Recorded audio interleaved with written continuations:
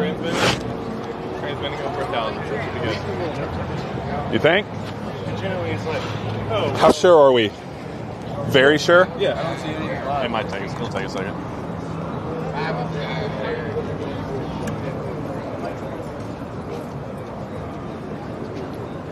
Oh, here we go, live. But it showed live minutes.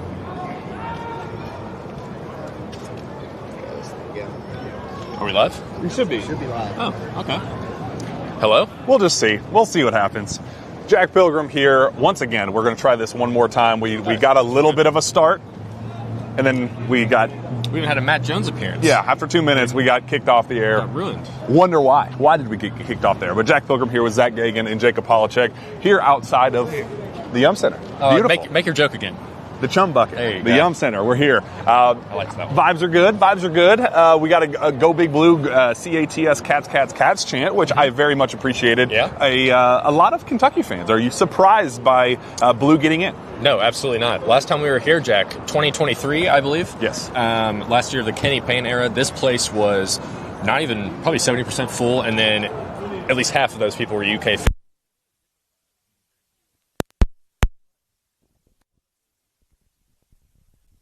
A lot of not so big ASR fans that have crossed our paths already. But yes, it's been the vibes. In the wise words of Kason Pryor. Yes, yes. I know. I've got wise being I have a very much in nephew quotes. watching, so I can't. I won't say it. But you can say it. No, I refuse. He refused to say it. But yes, we are here outside the Chum Bucket, and Louisville, number 12 in the country. Kentucky, number 9. Still number 9 in the country. Yes. Should we just do our whole spiel again? Let's do it again. Offense, lots of offense, averaging 105 points a game, ranked 3rd as we speak, I think 4th in KenPom. and 3rd in scoring, I believe. But there you go. Doesn't really matter. They're top five in the country in offensive efficiency. Yes, they shoot a bunch of threes, as I said before we were cut off there. So rudely cut off by U of L. It was probably them. Yeah, we got some Cards fans going by. Yes, Louisville shoot over half of their shots are threes. They don't hit them at a crazy percentage so far. They're like 33%, but they're going to shoot a bunch. Course 190! Okay. I guess this is better than Jack getting punched in the face, which is still a real fear of mine. Although I will say, I think they're actually pretty kind. I actually kind of like this. I don't like this system. Yes, It's fun. It's better than a punch in the face. I'm trying to mentally prepare myself for what happens there. Do we even talk about the game? Jacob's right our now? security. Oh yeah, we also have a basketball game, don't we? Yes, basketball game to talk about. I'm excited to see this front court of Louisville and see how Kentucky, obviously Brandon Garrison, I want to see how he can play against this front court. Ali Khalifa, Sinan Nafru, so that's a matchup that I'm really excited for. But yeah, I'm really excited to see these Louisville fan reactions to Jack because that is quite the outfit. And yes, did you show us the shirt in the last one? Did you show the shirt? We got a Patino shirt. Patino Bambinos. Yeah, so show us the back of it. The back of the jacket is the best part, actually. The whole Rupp Arena vibes. I do enjoy that. So we'll see. We're just kind of vibing it out. We're just gonna see what happens. But we'll talk about the game for a second. So yes, Louisville shoot a bunch of threes, play really fast, faster than Kentucky. I think they're 3rd in pace right now by KenPom as well. So kind of similar styles that are going to be clashing here tonight. Kentucky's defense is kind of a little step ahead, at least through the first 2 regular season games against bad teams. Louisville, I'm still thinking like top 40 of the KenPom there, but this could very well be kind of an offense versus defense thing down the stretch here. But you would not be shocked to see either team score in the 90s for this one. They both go 10 deep essentially. Both teams go 10 deep. You're going to see a lot of similarities. Louisville will try and do some full court press. We think probably try and blitz the ball screens a little bit, get the ball out of the hands of Kentucky's guards. Got some Kentucky fans walking by there. So yes, it's going to be a really fun game. I think I'm nervous for Jack's health and also for just the status of this game because it could genuinely go either way. My hot take at the beginning of the season was Kentucky's going to win by 20. I'd still have that cooking in me by the end here. But I do think that we're going to be in for an exciting game no matter which team we're cheering. I will say, Zach, on that note, it's what is better, the Louisville offense or the Kentucky defense? And I do think that it could swing the game one direction or the other. Hopefully it's the direction that favors us. But, they haven't played. They played South Carolina State and Jackson State. They haven't played a team they haven't played with a team with a pulse. Remember when you met Mo Williams last year and got a picture with him, yes. That Cleveland was- Cavaliers also. Go Cats, baby. So they haven't played a team with a pulse yet, while our competition has been lackluster as well. Something has to give with the offensive versus defensive numbers. What do you think happens between those two? I think it's going to be more offense. Just because I do, like you said, Kentucky's fourth in Ken Palm right now in defense, but a lot of it is beating up on bad teams. I do think the defense is legit, though, and you're going to find out by probably about 3 hours, you're going to figure out for what Kentucky's defense actually is, because this is going to be one of the better offenses that they'll face all season, especially that backcourt. Kel Brown Jr. is a lottery pick. Conwell and McNeely can shoot the ball. Still not sure on the status of Javon Hadley. I know he had 13 points in their first game, set out the last one with a concussion. He's another guy that adds to their 10, 11-man deep bench. So that's another thing to watch for. Maybe that news has already come out. Jack can even check that for me real quick if he wants to see if Javon Hadley's playing. And then their front court is actually, they got good front court players. Ali Khalifa, like you said, a guy that Mark Pope coached at BYU. Didn't play last year, or did he play last year? No, did not play last year. I think he had the red shirt, right? But just, he's going to be probably going to be the best passer on the floor for either team, no matter the position. He's just really talented at that. But they're going to play all their guys 15, 20 minutes, just like Kentucky is. So just in that way, I think it's going to be exciting to watch. You're going to learn a lot about Kentucky. But I think you're probably going to see more offense than defense, just because these are going to be some high-powered offenses. And hopefully Kentucky can keep up their three-point shooting carried over from last game. I think we have the guy we haven't mentioned, Michael Brown. He's a potential lottery pick. He's one to watch. I did just mention him, by the way. Okay, you did mention him. And then I just there's so much talk about the defense versus the offense, but I think Kentucky's offense is kind of a sleepy, good offense out there. 11th in Ken Palm. 11th in Ken Palm, and now Number one overall in Ken Palm. Number one overall in Ken Palm. Shout out Ken Pomeroy, man. Yeah. But I think with low back, it just changes the whole dynamic of that offense. And then you have Aberdeen. And then I think you have just so many guys. One of them can step up on any given night. So Trent Noah could have a big game. You have a lot of guys, but I think the dynamic with Aberdeen and Jalen Lowe changes the offense in a big way. Speaking of Trent Noah, He's playing. he's playing. You heard it here first from Jack Pilgrim. Yeah, Otega's playing as well. And Geoghegan is playing because apparently that was a story that can we talk about that? So Go for it. We wake up this morning and Kentucky is a 2.5 point underdog, and then within an hour it jumps to 6.5. There is a picture. They first arrive. I'll give kind of a back. It's a cat. I feel like. Do you not know what a wildcat is? Is he It's serious? fitting. What are they teaching them here? Let's just be honest. It makes it that statement definitely adds up. Hey, what is a bird with teeth? Yeah, it all very much adds up. So they arrived last night. They kind of go through a little mini walkthrough, just kind of getting the vibe, getting the lay of the land at the Yum Center, and they post a picture of that. Otega Oweh's in street clothes, wearing a beanie, just very clearly not in workout clothes. And fans kind of put those two things together, that the 6.5 point line, the 4 point jump, is an indication that Otega is somehow out. I reach out, I ask a dozen people, what the heck is going on? Is Otega out? They said, no, there's absolutely no big deal whatsoever. He practiced yesterday, full go, looked great. Everybody was full go outside of Jaden Quainton, so that's kind of the bigger storyline and takeaway, that Kentucky is full strength for the first time today. So just more of a miscommunication maybe about why do you think the line jumped? Was it because of that stupid picture? Boy, I hope not. I think Vegas is smarter than that. I think you're just getting the home court bump here. I think that's really the main reason why. It's clashing styles. But the home court bump has been there from the beginning.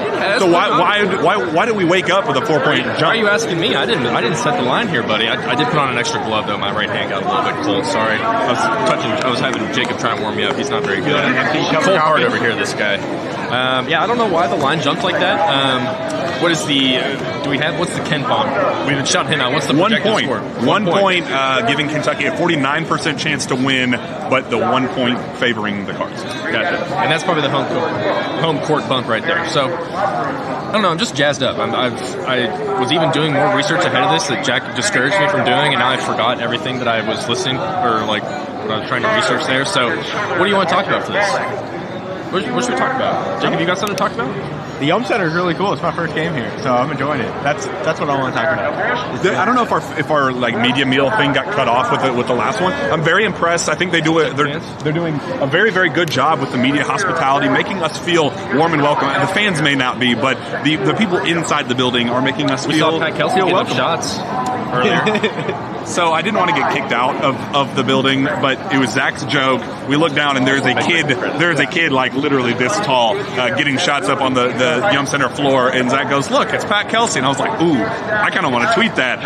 And then I was like, "But if I tweet that right now while I'm sitting here, will they like revoke my credential and not let me say?" So I was like, "I don't think that the juice is not worth the squeeze there," but we got the joke off on this platform. Great joke by Zach. Thank you. What are we looking for from Kentucky's side? What is something that we're really looking for tonight? Jacob, you got anything? Jack? While Jacob lets that one marinate, I think it's a Jalen Lowe head-to-head battle with Michael Brown. I think those two going head-to-head is going to be that's my boy right there. I think it's going to be Jalen needing to just neutralize Michael Brown. He's not a super high-level defender. Again, he's 6 foot maybe, $170 maybe. Like he's a liability defensively, but can he just be, trade blow for blows with Michael Brown? I think, could we be on not triple-double watch, but is this going to be a game where Jalen goes for 12 points, 10 assists, 10 rebounds, something like that? I think that's going to be the key for Kentucky, just those two, and then I think everything else will kind of figure itself out, favoring Kentucky, because I do like Kentucky in all the other positions. Kind of on that note, Jalen Lowe has played this team twice before last season. Lost both because that Pitt team was really bad. But Jalen Lowe played well in both games. I think he had 24 points and 6 assists in one of the losses, and then 16, 10, and 5, and 10 being the rebounds in another loss. So he puts up stats against this team. He knows he's semi-familiar with them, so there's a little bit of maybe something that can stick going into this game as well. But one thing I think we focus a lot on the backcourt of Louisville here, but I think the frontcourt battle between both these teams is going to be a lot of fun. Kayshawn Pryor, who's talked a lot of talk so far, him and Connie Roots, both like really big athletic guys that can make some highlight plays out of that. And then you've got Ali Khalifa, Frew as well in the front court there. So it's probably pretty close in terms of how the front court matches up, and I also think it's pretty close in how the backcourts match up. So I don't think there's one clear overwhelming trait from either team that's going to push them ahead here. I think just the most interesting part is how's Kentucky going to handle the constant pressure from Louisville, because you feel like they're at least going to start out doing a lot of man-to-man, full-court pressing type stuff. And then how do you handle their pace on the defensive end? Because Kentucky has not played a team, at least so far, that plays as fast as Louisville. Like the second anyone gets a rebound, doesn't matter who it is, they're pushing the pace, running up the floor, looking to fire off quick trigger threes as fast as they can. So they're going to put up, like this could be a game of runs. Like do not be shocked if either team gets down by 10 points in the first half and then it shifts immediately going into early into the second half. So there's not much more I can say about this game other than I think it's just going to be really exciting, really high scoring. But then we say all that, it could be a 65-60 rock fight going towards the end, which I would be shocked if that happens, but that would be equally as fun, I think. Yeah, I think in order to not have that, Kentucky needs to push the pace early. Like we saw it in, I think it was the Nichols game that was just so slow paced to start the game. You got to come out, punch them in the mouth to start things off. And then I want to see how Kentucky's shooters can play. How much is Kentucky knocking down shots with guys like Yelovich, Jasper Johnson, Trent Noah? If those guys are knocking down shots, then their offense could be really good. But if they're not hitting from deep, it could be a long night. Zach, I think, is it weird that I think that we're going to learn more from the Kansas exhibition game for Louisville and how, Kansas kind of made them tick and made them, the athleticism and the length really, really bothered Louisville in that one. And I think Louisville will be using the Georgetown game plan in hopes of...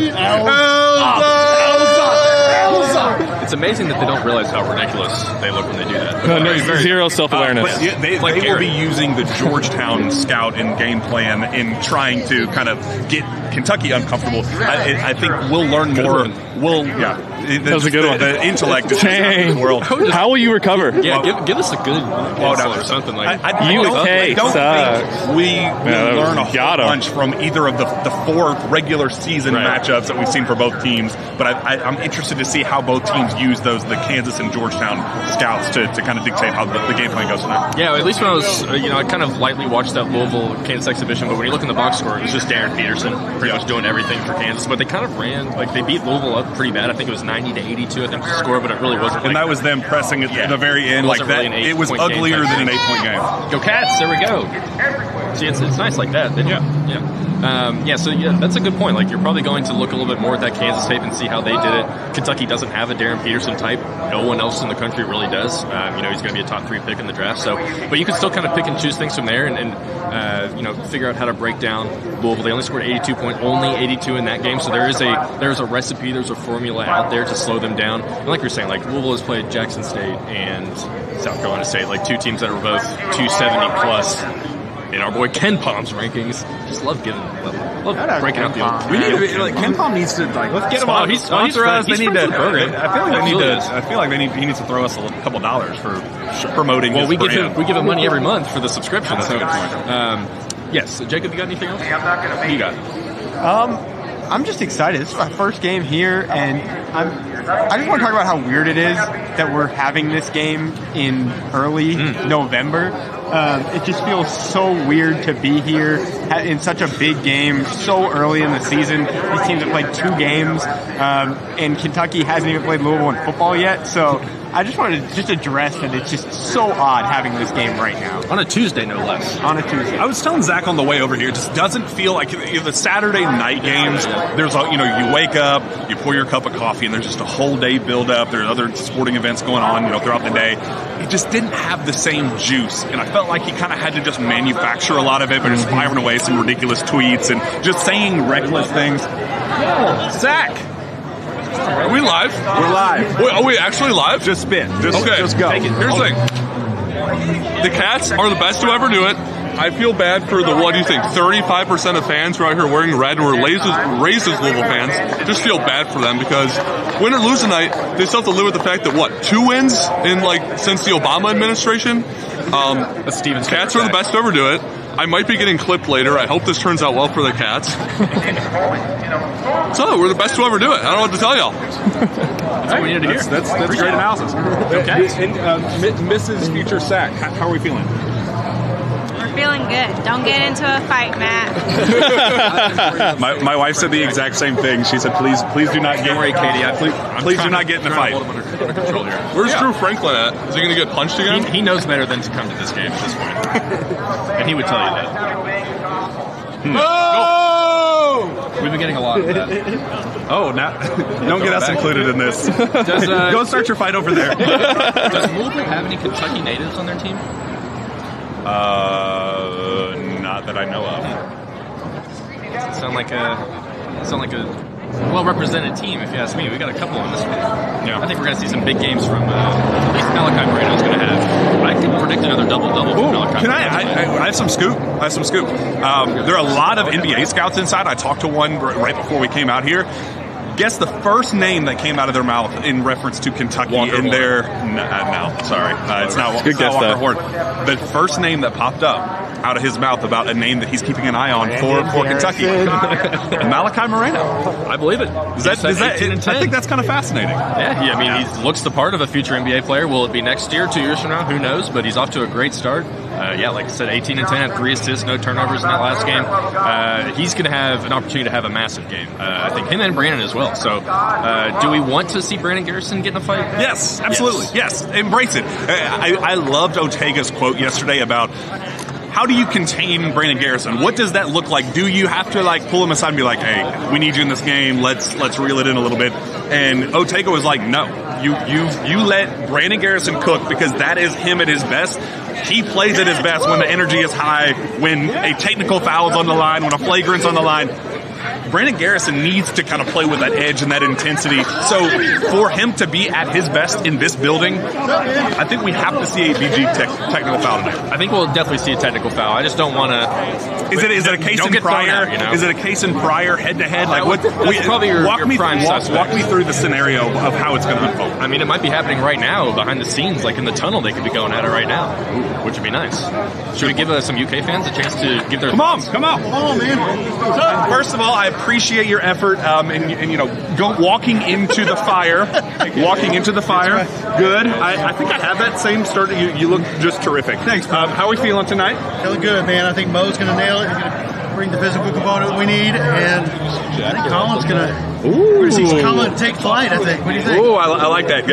What do you got? I think Jalen's going for 20. Oh, I think so too. Are you worried about like getting in a fight? Are you worried about? I think Garrison's at least going to get one time. I mean you. Oh, me? Oh, like just well, you might be wrong. just being here. Yeah, I am a little worried about that actually. It's almost gotten physical on this little walk and talk. So you might get in a line of fire. So there's Drew. Drew said that he didn't want to come because he's worried about getting punched in the face every time he comes down here. Unfortunately, that's unfortunate. I don't know, but I was a little worried about it. I don't know. Score prediction. I'm going to say Kentucky 85, Louisville 76. Oh, I like that. What do you got? Kentucky's winning about 20. 90. Oh, we're going to get like 97. We're going to run him out of the gym, man. I love it. Well, go get in there, represent us well. We appreciate the intensity. Go for it. I love you, Jack. I love you. All right. I love you, Steven. I love you, BBN. Let's go kick some butt. Yes. My key to the game. I think the press, the forcing turnovers, just what they're known for the pace. They do force a ton. They've beaten up on a bunch of scrubs. Like, what happens when you try to press Jalen low and he can get to those next levels? And then I feel like it's going to play to their disadvantage. And I think that's why Kentucky is going to leave this stupid building. Actually, it's been a nice building. I don't want to be. It actually is very. I don't want to be too mean to the building, but we're going to leave this very, very nice building with a win. Kentucky wins 83-78, and Jalen Lowe is my game MVP. He's going to outplay Michael Brown tonight. I liked that guy bringing up Mo Diabate because we didn't really talk about him. Not very fair to Mo. This is definitely a prime Mo game where if it gets physical and gritty and kind of like dirty a little bit, you want Mo in there to just set the tone and do it punch first for Kentucky, not physically, but metaphorically. Or if he wants to, earn it. Someone's getting punched tonight. I don't know if it's Jack. I don't know if it's a Louisville player. If it's Mo Diabate, something's going to happen. My money's on Jack. It's probably going to be. I just might punch you. I mean, hey, that's fair. Somebody's getting their ass whooped tonight. And it ain't going to be me. But I will say I don't really worry at all about Jalen Lowe dealing with the pressure of this Louisville team. Like I said, he played them twice last year, put up solid numbers. Different Louisville team. Jalen Lowe's on a different team as well. But I do feel confident in him being able to handle that press. Kind of the same with Denzel Aberdeen. Maybe get a little bit not as comfortable with guys like Geoghegan or Colin Chandler. Jasper kind of right in the... What's up? There's a guy... Corey. Quick prediction. Cats 81-75. Colin Chandler MVP. There we go. I like the vibes. We're getting different MVPs. Vibes are good, baby. We're getting different MVPs. You said Jalen Lowe? Yep. All right, I think my score, I'm already forgetting what I said on KSR. But it doesn't matter because guess what? 91-71. Kentucky wins this game. And you're going to have, I think, I went to non-traditional with my MVP. I picked free throw shooting in the last one. Hey, I got it right on that one. I think the MVP of this one is going to be Jack Pilgrim's face because it's not going to get punched after this because we're going to escape as quickly as possible after Kentucky leaves with a 20-point win. I like changing my prediction, going 130 to 128. Jesus, 7 overtimes, and a co-MVP of Jalen Lowe and Denzel Aberdeen. The backcourt wins it. That's my score prediction. What was the MVP? Jalen Lowe and Denzel Aberdeen combined co-MVPs. How many points do they have? If UK gets to 130, 72. It was actually a combined 71, and the rule of 71. Yes, Lowe is going to have 40 of those. 42 of those actually. 40. I'm trying to remember what happened. Sorry, I'm on a tape delay. Oh, okay, got it. All right, so we're all predicting Cats win here. All right, Steven's pick. Yeah, let's do it. I'm going to say Kentucky 79-76. 79-73. They win by 6. That's what I meant. MVP? I'll take it away. Take it away. I think what I will say is I bet you see Kentucky had 6 guys score 12 points or more in the last game. I think you're going to see that again.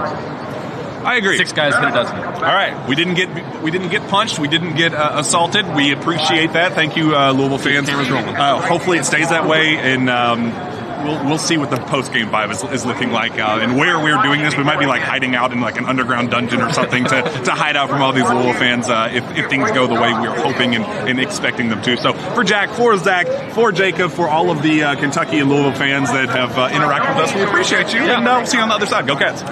Still hot.